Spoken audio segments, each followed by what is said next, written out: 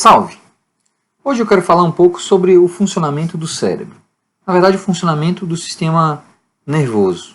A ciência que estuda o funcionamento, a função e o funcionamento do sistema nervoso é a neurofisiologia.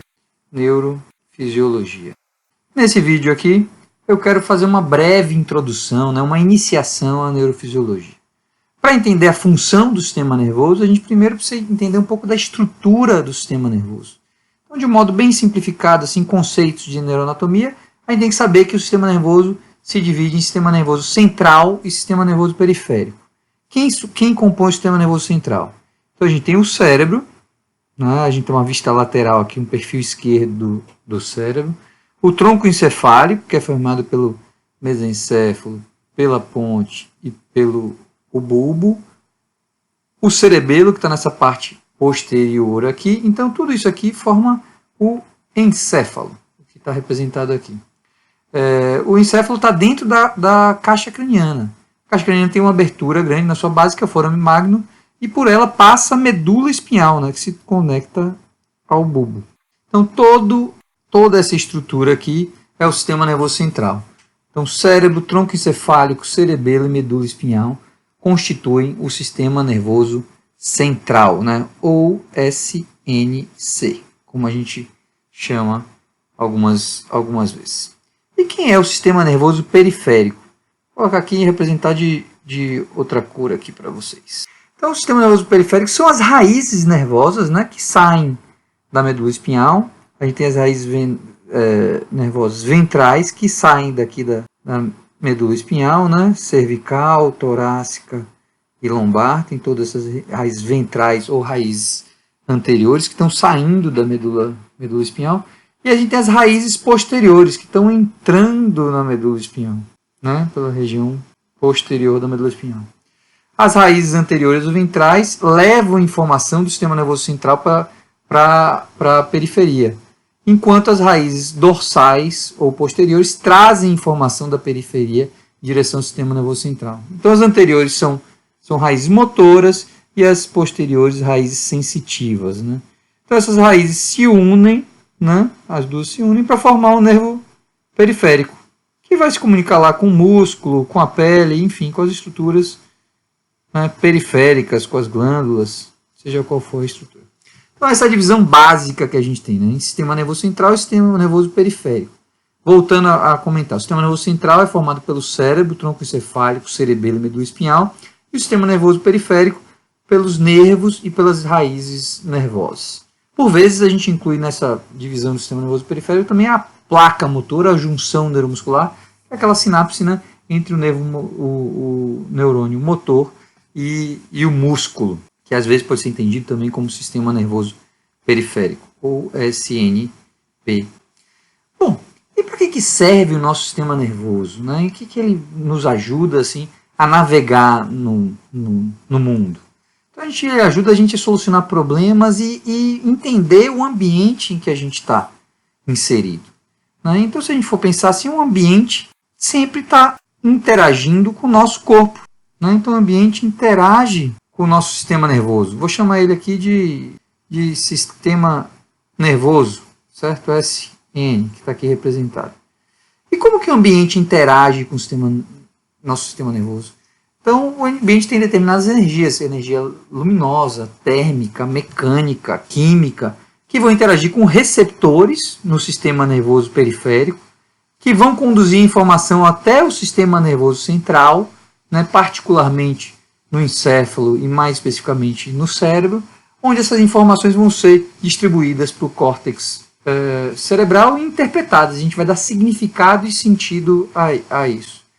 E aí isso permite que o nosso corpo interaja com o ambiente, modifique o ambiente de alguma forma, para que a gente possa sobreviver e viver e navegar da maior forma possível no meio ambiente.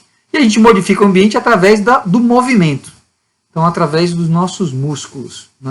Quando a gente está falando, aqui eu dando essa aula e gravando esse vídeo para vocês, eu estou me movendo. É através do movimento que a gente consegue modificar o nosso ambiente. Então, em última instância, uma função do sistema nervoso central é captar informações do ambiente, processá-las para poder modificar o próprio ambiente. Então, se a gente tem esse conceito, já é muito, muito bom.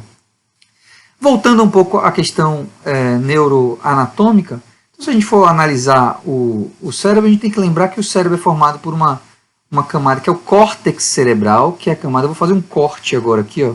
Então, se a gente fizer um corte coronal aqui, ó, assim, cortar aqui, né, no sistema nervoso, a gente vai ver ele mais ou menos assim. Isso aqui é uma simplificação, né, muito grande de um corte coronal, que está aqui representado, né? Então, meio feio.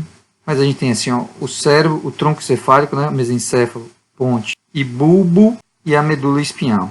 Então a gente tem o córtex, que é essa parte que está aqui mais a camada mais superficial, que é cheio de giros e circunvoluções, e ela é mais escura, né? Ela é cinza, ela é cinzenta.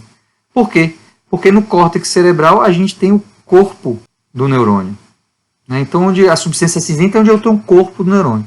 E aí esses neurônios vão se comunicar uns com os outros e descer pelo tronco cefálico, pela medula espinhal, através do seu prolongamento, que é o axônio, né? Que é esse prolongamento do neurônio aqui. E o axônio forma a substância branca. Dentro do cérebro a gente tem estruturas, né, de substância cinzenta, ilhas de substância cinzenta que estão aqui distribuídas, são os ditos núcleos da base. Isso a gente pode ver um pouco mais para frente. Agora, se eu cortar a medula espinhal assim, num corte axial, o que a gente vai perceber? Que ela tem esse formato aqui mais ou menos, que está aqui representado. E a substância cinzenta, diferente do que acontece no cérebro, né, ela está no meio, no H medular. Então os corpos dos neurônios estão aqui no H medular. E toda essa região em torno é substância branca, onde estão os tratos, ou seja, onde estão os axônios dos neurônios.